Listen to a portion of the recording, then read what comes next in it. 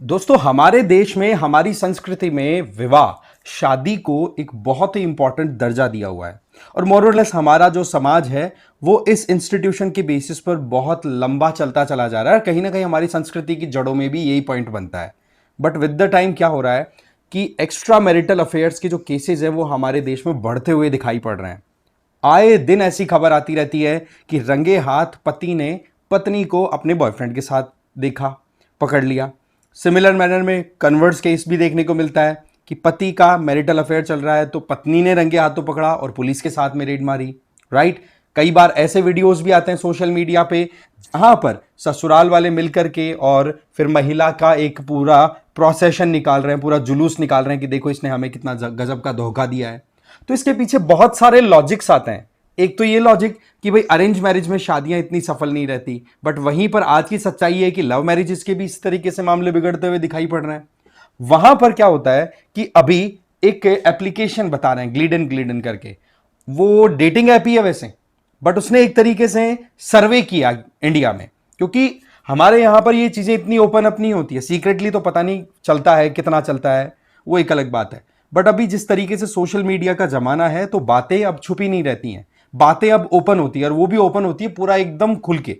तो ऐसे में वो ग्लिडन का जो सर्वे किया गया उसमें 1500 के लगभग लोगों से सवाल जवाब हुए, और उन सवाल जवाबों में कई ऐसे फैक्टर्स निकल के आए कि क्यों एक इंडिविजुअल एक्स्ट्रा मैरिटल अफेयर में उलझना स्टार्ट करता है या करती है। और कहीं ना कहीं हमारे यहां पर जिस तरीके से with the time supreme court की तरफ से डिफरेंट इंटरप्रिटेशंस आए हैं, एक्स्ट्रा मैरिटल अफेयर मतलब शादी में आप हो और उसके अलावा आप थर्ड पर्सन के साथ एंगेज कर रहे हो। राइट। तो ऐसे में उसको हम एडल्ट्री बोलेंगे टेक्निकली। तो सुप्रीम कोर्ट ने भी देखो 2018 में एक वर्डिक्ट दिया जिसमें एडल्ट्री को अनकॉन्स्टिट्यूशनल बोल दिया कि एक इंडिविजुअल को अधिकार है वो अपनी राइट टू लाइफ के तहत अपना जो भी रिलेशनशिप है उसको एक्सरसाइज कर सकता है। बट इसकी वजह से बहुत ज्यादा अभी सिचुएशन बिगड़ती हुई भी दिखाई पड़ रही है। इस बात को लेकर के सुप्रीम कोर्ट ने सेंट्रल गवर्नमेंट का ओपिनियन भी मांगा था। तो सेंट्रल गवर्नमेंट ने तो एडल्ट्री को कंटिन्यू रखने की बात कही थी, वो पनिशेबल ऑफेंस होना चाहिए, उसमें कहीं ना कहीं एक रोकथाम का भी कारण बनता है। बट अभी के टाइम पे देखें तो एक इंडिविजुअल जब एडल्ट्री में जाता है, मतलब एक्स्ट्रा मैरिटल रिलेशनशिप में जाता है, तो वो अपने मतलब आप देखो कि जो काउंटर पार्ट है वो उसको माफ करने तक भी रेडी हो रहा है। इतना लिबरल सोच होती चली जा रही है। बट एक इंडिविजुअल जो कि अभी शादी नहीं कर पाया या करने वाला है, उसके लिए ये चीजें अपने आप में बड़ी शॉकिंग हो जाती है कि भाई मैं शादी करूं तो क्यों करूं। आपने देखे होंगे कि वेस्टर्न कल्चर की अगर बात की जाए तो वहां पर जो सेलिब्रिटीज हैं वो 3-3 4-4 बच्चों के पिता हैं या माता हैं, माएँ हैं, पर वो शादीशुदा नहीं है। क्यों नहीं है? क्योंकि बस वही चीज है, चार्म चाहिए हमें, तो थोड़ा सा डिफरेंट हमें लाइफ का एक्सपीरियंस चाहिए। और वो जो चीज है, वो वेस्टर्न कल्चर का जो एक टेस्ट है, वो मोरलेस हमारे यहां पर भी घुलता हुआ दिखाई पड़ रहा है।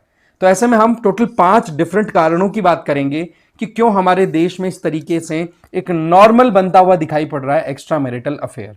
डिटेल में जानेंगे, बट आगे बढ़े उससे पहले एक तो 1 जून को प्रतिज्ञा दिवस के तौर पे PWNLIS की तरफ से सेलिब्रेशन किया जा रहा है, जिसमें प्रयागराज में आपके जो भी मेंटर्स हैं वो प्रेजेंट रहेंगे। आप वहां पर अपनी फिजिकल प्रेजेंस देकर के जो भी आपके क्वेश्चंस हैं उनको एड्रेस करवा पाएंगे। इसके अलावा अगर आप ऑनलाइन देखना चाहो तो PWNLIS जो यूपीएससी चैनल है ना, उस पर आप इसको ज्वाइन कर सकते हो। राइट। इसके अलावा आप मुझे फॉलो कर सकते हैं इस QR कोड को स्कैन करके टेलीग्राम पे। और PWNLIS की तरफ से यूपीएससी फाउंडेशन कोर्सेज रन कराए जा रहे हैं, जिनमें संकल्प 2027 है इंग्लिश में, टाइटन 2026 है इंग्लिश में, प्रहार 2026 है इंग्लिश में और हिंदी में। ठीक है। तो आप इनमें ज्वाइन करेंगे तो आपको लाइव एंड रिकॉर्डेड क्लासेस मिलेगी, GS plus CSAT plus daily आपको प्रैक्टिस कराई जाएगी MCQs की और मेंस आंसर राइटिंग की, और कॉम्प्रिहेंसिव ई बुक्स PDF भी दी जाएगी जिससे कि आप सेल्फ स्टडी अच्छे से कर सकें। एडमिशन बिल्कुल ओपन है। तो ये जो एडल्ट्री वाला मामला है इसको तो देखो सुप्रीम कोर्ट ने डीक्रिमिनलाइज कर ही दिया। तो एक तो देखो लीगल मैनर में एक स्कोप मिल जाता है कि चलो ठीक, हम एक्स्ट्रा मैरिटल अफेयर में चलते हैं तो कोई इशू नहीं है। रही सही में डाइवोर्स लॉज की बात करें तो आज के टाइम पर अगर 2 इंडिविजुअल ने शादी कर ली और उनके बीच में अगर सेटिंग सेट नहीं हो रही है और दोनों ही चाहते हैं कि भाई हम तो म्यूचुअली सेपरेट होना चाह रहे हैं, हम खुश नहीं है हमारी शादी से, तो ऐसे में वहां ये कोशिश नहीं की जाती है कि भाई आपकी शादी को कंटिन्यू करना जरूरी है। नहीं, आप शादी तोड़ना चाहते हैं कोई बात नहीं। और एक चीज बताऊं मैं, जो फैमिली मैटर्स के वकील हैं, एडवोकेट्स हैं, उनकी कमाई भी बड़ी धड़ल्ले से हो रही है। एक केस में 50-60 हजार से लेकर के और पता नहीं कितने रुपए तक वो आराम से कमा लेते हैं। तो आप समझिए इस चीज को कि एक इकोसिस्टम वैसे पैरेलली बन गया। But fact of the matter is कि हमें यह जानना जरूरी है कि इस सर्वे में क्या बात निकल के आई। देखो, पहले तो हम शादी को बहुत ही इंपॉर्टेंस देकर के चलते थे और कहीं ना कहीं एक्स्ट्रा मैरिटल रिलेशनशिप को एक टैबू की तरह देखते थे कि भाई दूसरे के साथ रिश्ता बनाना ये तो वाकई में पाप बराबर है, पति परमेश्वर है, पत्नी लक्ष्मी है, इस तरीके के आइडियाज पे काम चला करता था। बट जैसे जैसे सोशल मीडिया का जमाना बढ़ता चला जा रहा है तो ये चीजें बड़ी ओपन होती चली जा रही है और कुछ डेटिंग एप्लीकेशंस भी ऐसी हैं जो कि मैरिड इंडिविजुअल्स को एक तरीके से नए रिलेशनशिप स्टैब्लिश करने में हेल्प भी करती हैं। तो बहुत सारे इंडियंस से जब इंक्वायरी की गई, सर्वे किया गया, तो उन्होंने भी अपनी बात ओपनली कही। हाँ, ये बात हो सकता है कि इस सर्वे के दौरान जो बातें बोली गई हो वो कंप्लीटली सही ना हो, क्योंकि पर्सनल क्वेश्चंस ज्यादा होते हैं, क्योंकि रिलेशनशिप की बात आ गई तो कुछ लोग डिप्लोमेटिक हो सकते हैं, कुछ लोग ओपनली बात बोल सकते हैं। तो ये ग्लिडन एक women made discrete dating app है जिसने आईपीएसओएस के साथ मिलकर के और फिर बाद में ये स्टडी कंडक्ट की 1503 इंडिविजुअल्स पे, जिनकी उम्र थी 25 से 50 साल की। मतलब मोरलेस वो मैरिड इंडिविजुअल्स थे जो कि हमारे देश की टीयर 1 और टीयर 2 सिटीज, मतलब हमारे देश की जो हाईली एडवांस सिटी या जो ज्यादा पॉपुलेशन वाली सिटीज हैं उनमें 12 सिटीज में इसका सर्वे किया गया। तो पता क्या पड़ा कि 82% इंडिविजुअल्स का तो ये कहना था कि देखो, शादी को कंटिन्यू किया जा सकता है अगर आपके पास में ट्रस्ट इश्यूज नहीं है। बट उन्हीं के अंदर जब और सवाल पूछे गए तो पता पड़ा कि एक बार में एक इंडिविजुअल 2 जनों से प्यार कर सकता है, ऐसी बात बोली 44% लोगों ने। अब आप सोचो कितना शॉकिंग बात है ये। फिर दूसरी बात ये बोल दी कि जो सर्वे हुआ, जो ये सैंपल साइज है 1503, इसमें 55% इंडिविजुअल्स ने ये कहा कि आप कह सकते हो कि अपना जो स्पाउस है, हस्बैंड वाइफ के अलावा किसी थर्ड पर्सन के साथ में सेक्सुअल रिलेशनशिप में अगर आना हो तो वो उसमें इंटरेस्टेड हैं। अब आप सोचो ये चीज जो है ना, ये वाकई में एक इंडिविजुअल का जो ये कहते ना कि दिमागी जो बेड़ा गर्क हो चुका है with the westernisation, with this evolution, तो ये अपने आप में वाकई में बहुत ही खतरनाक सिग्नल दे रहा है। हमारे यहां पर जो शादी का इंस्टीट्यूशन है वो वाकई में बहुत हद तक कॉम्प्रोमाइज होता हुआ दिखाई पड़ रहा है यहां पे।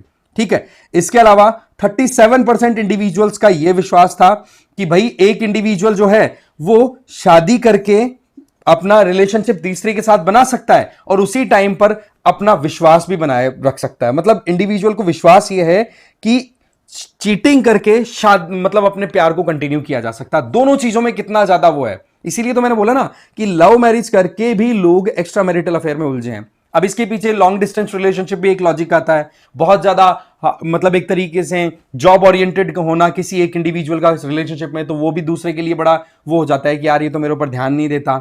इसके अलावा आप देख सकते हैं कि इंडिविजुअल्स अपने आप को अट्रैक्टिव बनाए रखना चाहते हैं। ये कई लॉजिक्स आते हैं जो कि एक पर्सनल ओपिनियन रहता है इंडिविजुअल का, बट एक उम्र के साथ में, एक स्टेज के साथ में, जो हमारे 4 आश्रम है, ठीक है, तो गृहस्थाश्रम में आपको बहुत सारी चीजों को ताक पे रख करके और फिर बाद में आने वाली जनरेशंस को बहुत अच्छी वैल्यूज देना होता है। वो मोर और लेस खत्म होता हुआ दिखाई पड़ रहा है। ठीक है, बट इसका मतलब ये नहीं है कि कंप्लीटली सारा ही मामला फेल हो रहा है, नहीं। बट ये जो राइज देखा जा रहा है एक्स्ट्रा मैरिटल अफेयर्स का, फैमिली इंस्टीट्यूशन का कोलैप्स होना, इसका राइज होना, ये बड़ी कंसर्निंग बात है। तो देखो, एक तो कुछ अटेंशन मैटर्स बहुत ज्यादा इशू क्रिएट कर रहे हैं कि जब रिलेशनशिप में है तो इमोशनल या फिजिकल इंटीमेसी जो होनी चाहिए, एंगेजमेंट होनी चाहिए, वो नहीं मिल रही है एक दूसरे को। तो ऐसे परिस्थितियों में एक इंडिविजुअल जो सीख कर रहा है कि मुझे अटेंशन मिले, वो यूं फील करता है कि यार मुझे अटेंशन नहीं मिलती है तो मैं फिर कहीं ऑल्टरनेट्स पे काम करना स्टार्ट करूं। तो 33% ऐसे इंडिविजुअल्स जो हैं वो नेग्लेक्टेड फील कर रहे हैं, जो एक्स्ट्रा मैरिटल अफेयर की तरफ मूव कर गए। दूसरा, टिट फॉर टेट।